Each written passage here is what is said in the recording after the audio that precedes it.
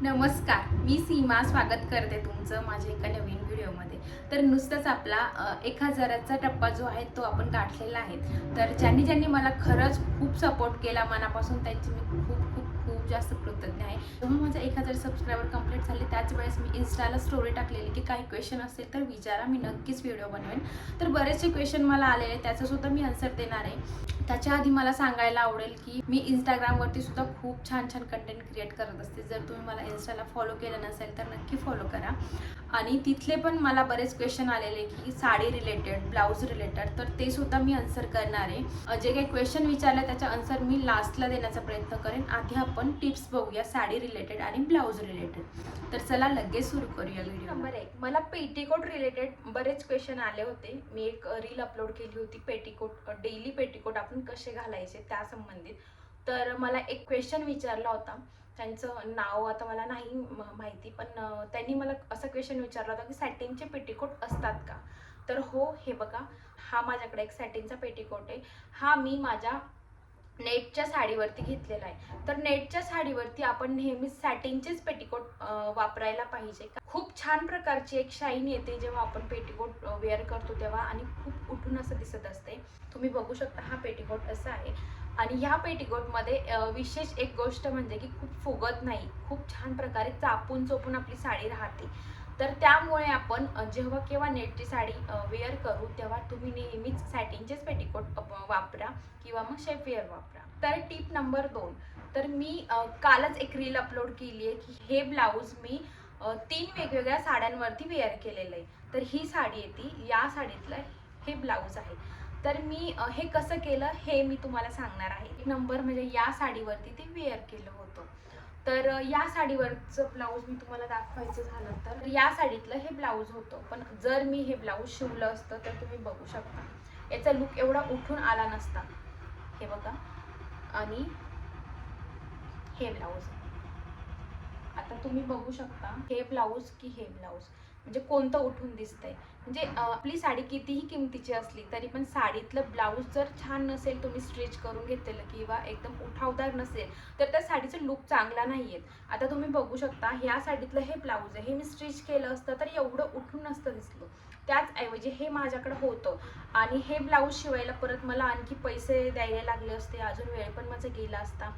तर तुम्ही बघू शकता हे मी याच्यावरती स्टाईल केलेलं आहे. तर हे मी स्टाईल कसं केलं हा क्वेश्चन होता. तर या ब्लाऊजमध्ये जसं की तुम्ही बघताय याचा कलर पिंक आहे आणि याच्या काठांचा पण कलर पिंक आहे. याच्यामध्ये सुद्धा एक गोल्ड कलरचं असे वेगवेगळे थ्रेड आहे, थ्रेड वर्क केलेलं आहे याच्यामध्ये.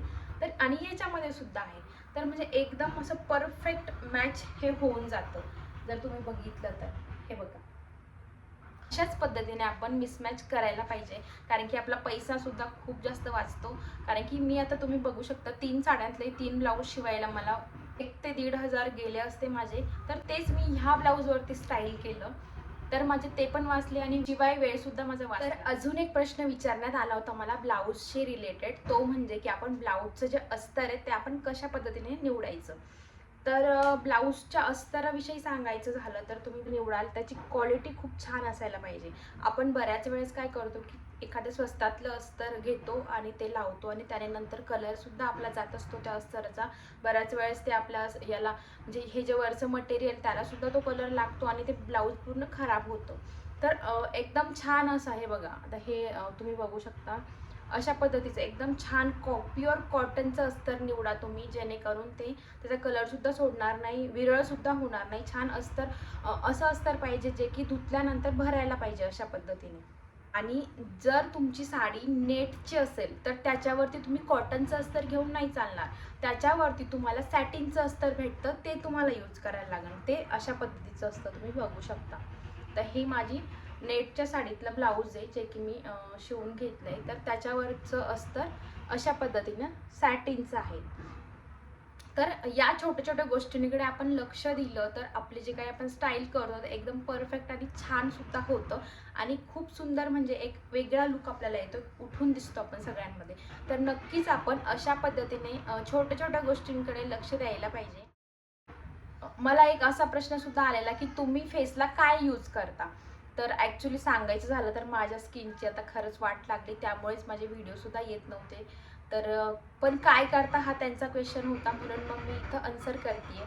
तर सगळ्यात पहिले मी जे काही फेस वॉश आहे ते माझं सेटाफिलचं फेस वॉश यूज करते. तर दुसरी गोष्ट म्हणजे मी टोनर यूज करते. हे प्लमचं माझं हे टोनर मी यूज करते. आता तुम्हाला हे नसेल करायचं, तुमच्याकडे जे गुलाब जल असेल, कोणतंही असेल, ते जे तुमच्याकडे अवेलेबल असेल ते तुम्ही यूज करा.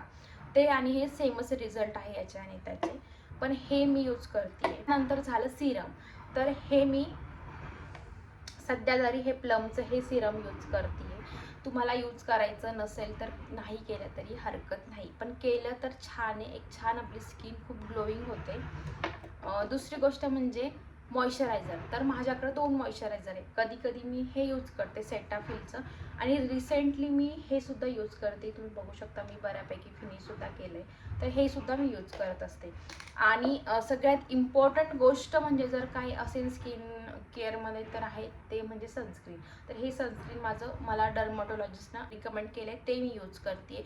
तुमच्याकडे जे असेल ते तुम्ही यूज करा. फक्त मिनरल बेस्ड सनस्क्रीन यूज करा, जे की चांगलं असतं. ॲब्झॉर्बसुद्धा खूप छान प्रकारे होतं. तर हे एकदम सिम्पल माझं स्किन केअर रुटीन होतं. या उलट मी बऱ्यापैकी आपल्या होम रेमेडीसुद्धा अप्लाय करत असते माझ्या फेसला आठवड्यातून 1दा-2दा.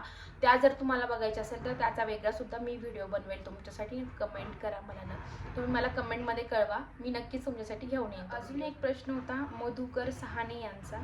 तुला बघितलं की मला गुंजनगिरी आणि दुबईची साबणची आठवण येते. तर खरंच खूप खूप धन्यवाद दादा तुमचे, तुम्ही मला छान कमेंट केली. अजून एक प्रश्न होता दीक्षा यांचा. यूट्यूबला व्ह्यूज कसे मिळतील, काही आयडिया आहे का?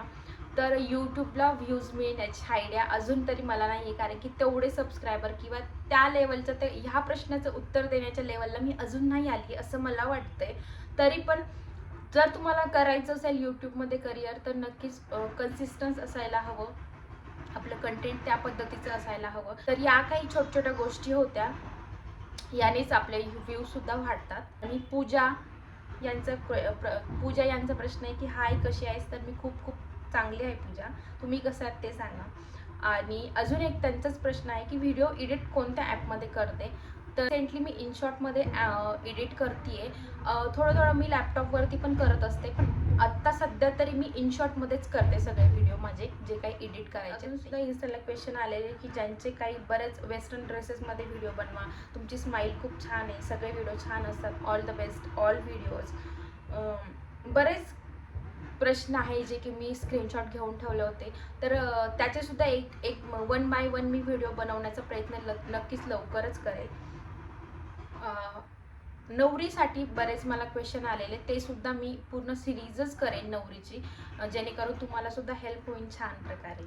खरंच खूप खूप खूप मनापासून थँक्यू, तुम्ही मला एवढं रिस्पॉन्स करताय, आणि इंस्टाग्रामवरती मला खूप छान रिस्पॉन्स भेटतोय, त्यासाठी सुद्धा खूप खूप थँक्यू. जर कोणी फॉलो करत असेल इंस्टाग्रामला, तर नक्कीच मी जे काही तुमचे प्रश्न आहेत त्याचं उत्तर देण्याचा प्रयत्न करेल. तर हा व्हिडिओ तुम्हाला कसा वाटला मला कमेंटमध्ये कळवा, आणि अजून अशा व्हिडिओसाठी तुम्ही मला सबस्क्राईब नक्की करा.